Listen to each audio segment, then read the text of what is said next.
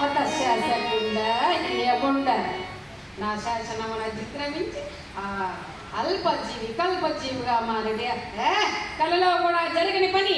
సప్త సముద్రాలు ఏకమైన కుల పర్వతాలే కూలిన చివరికి త్రిమూర్తులే దిగి వచ్చిన ఆ అర్భకుని ఆయుర్ధాయం అరక్షణము కూడా కట్టలేదు. నారద మహర్షి ఎవరా?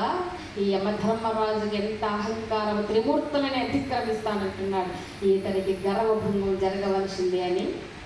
యమధర్మరాజా, నీవిలాగే గట్టి పట్టుదలతో ఉండు.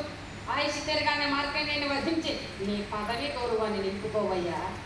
నీకన్నా మించిన వీరుడున్నాడా అని ఇక్కడ ఆజ్యం పోశాడు.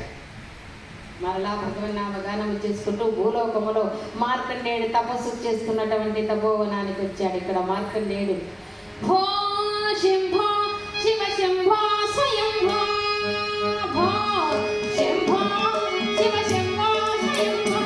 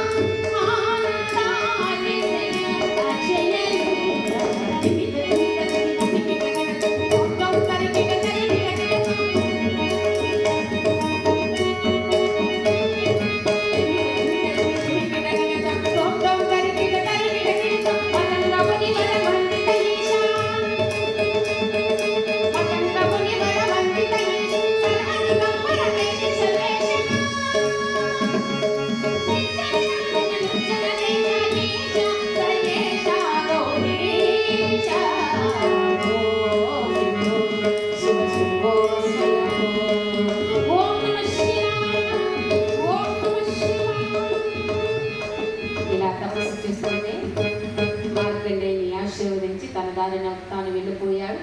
ఈ యమధర్మరాజు భటులను పంపించాడండి ప్రాణాలు తీసుకురమ్మని. మీరెంతో ప్రయత్నం చేశారు, కానీ ఆ దగ్గరికి కూడా వెళ్ళలేకపోతున్నారు.